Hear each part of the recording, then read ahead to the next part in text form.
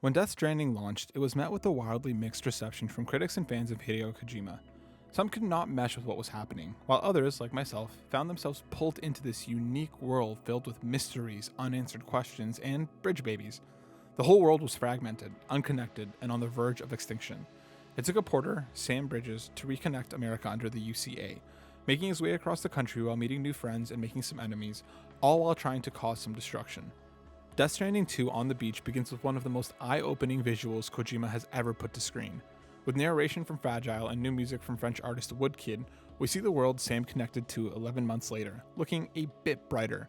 As the camera showcases a highlighted reel of some of the most realistic backdrops I've seen so far, we zoom in on Sam and Lou as they begin a downward trek home. The sequel's time skip allows for a few things to happen. Sam Bridges is on the run after disappearing with Lou, becoming a recluse hiding in a bunker to live out his days with his adoptive daughter, and also paving the way for the sequel to unfold. Now that the UCA is fully operational, things have changed with Bridges, no longer a necessary building block for this new society. On the back of a gatequake, a new phenomenon that has begun to plague several areas, Sam and Lou make their way back to their home to have dinner and get some rest. An intruder is shown on cameras watching the property, only to reveal that Fragile has found Sam after months of searching. With Fragile providing Sam with updates on all their friends, including their current locations and recent activities, we learn that Bridges is no longer in operation, and a new private company, Drawbridge, has been formed to work with the UCA. Fragile's new company is tasked with reconnecting Mexico to the chiral network, this world's version of the internet, which allows the country to join the larger network. Over the past 11 months, the Automated Porter Assistance System, an AI program that initially served as a support system for porters to complete deliveries more efficiently, before potentially rendering the entire profession obsolete. This lengthy prologue kicks off a massive adventure that immediately sets the stage for our trek across the world to Australia. However, the stakes are more personal, after an event in the opening hours essentially sets the tone and narrative for what Sam must do. I do feel like the first half of Death Stranding 2 was pretty spot on, filled with some incredible and heartfelt performances from everybody, before kicking into overdrive and dropping a bonkers second half that is about as out there as Kojima has ever delivered. And it mostly works, with a lot of familiar Kojima-isms guiding the story and player through the 40-hour adventure. Sam has an established cast of friends and new crewmates joining him this time. The DHV Magellan, a tar-sailing ship filled with technological advancements, paves the pathway forward and serves as a mobile base for Sam. He is joined by newcomers Dollman, a soul trapped as a doll, Tarman, the captain of the ship, Fragile, and an assortment of new characters that you'll eventually get to meet. Having somewhere to settle in and speak with the crew helps me feel more connected to this eclectic bunch. I had some great conversations with Dollman in Sam's room, making me connect with him in a way that I didn't expect. The ship is available as long as you connect Australia to the chiral network. This opens up spots on the map where the ship docks and even serves as a fast travel point. It's also pretty reminiscent of a Metal Gear Rex, which I'm not sure is intentional or a nod to Kojima's most iconic series. One of the most exciting things I noticed when playing Death Stranding 2 was just how amazing everything looks. Regardless of the direction you point the camera, there's always something calling to you, whether it's a marker, potential enemy bases, or lost deliveries you can return for likes. And everything looks photorealistic, showcasing the Decima engine's versatility and its capabilities. I spent hours in photo mode zooming in on sand, mud, rocks, and an assortment of terrain just to see how detailed everything is. A notable area that stands out is the early hours of Mexico, which showcases the region's dryness and the dust that blows in the wind, as well as movements of bushes, grass, and debris. And then there's the character models for the cast. Norman Reedus' Sam Bridges is so finely detailed down to the skin that there's so much to analyze. There are just too many subtle movements in Norman's face that I don't remember seeing in the original Death Stranding. The way his eyebrows move when in thought, or how he purses his lips when he's about to say something, or how he'll talk to himself and move when leaving the controller idle. The attention to detail to bring Sam Bridges to life is hard not to recognize for what it is, technical mastery from Kojima Productions. There's also a ton of improvements to the weather, and it becomes pretty noticeable as you deliver packages.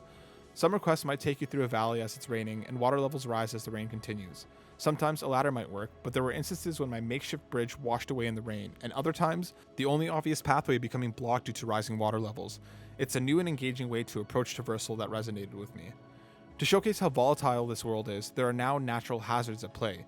You might get caught in the path of falling rocks that tumble down a mountain path, or tremors will knock you off your feet and leave the contents of your packages damaged. I also experienced small things, like Sam tripping over rocks, denoted by the Odra deck's pulsating yellow and red crosses, which indicates that these can cause you to fall.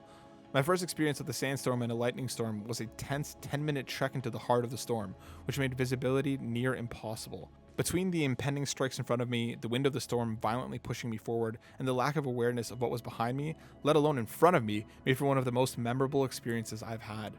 Sam also has statistics now. You can manage them with APAS enhancements. By activating these enhancements, they require you to use your memory to upgrade stats. These can be freely changed as you unlock more and earn them by completing requests picked up at bases. Some of the enhancements may include improved weapon proficiency, advanced weather forecasting, increased movement speed, and additional features. You can build loadouts based on the situation, so I generally built a few, one for stealth, one for combat, and one for transportation. You can tailor your experiences to suit your needs, depending on how you want to play. If you want to focus on deliveries, you can turn memory on and off to concentrate on making Sam carry heavier delivery loads without the risk of constantly fighting to keep your balance.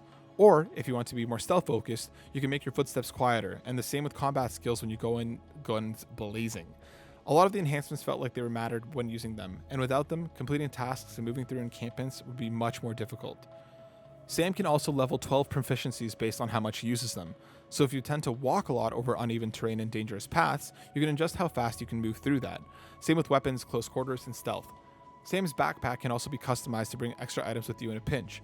As long as you have the necessary materials available, you can add patches to your backpack, and then later on, start adding grenade pouches, spare ammo, and anti-gravity tech, which makes Sam lighter and capable of carrying even more.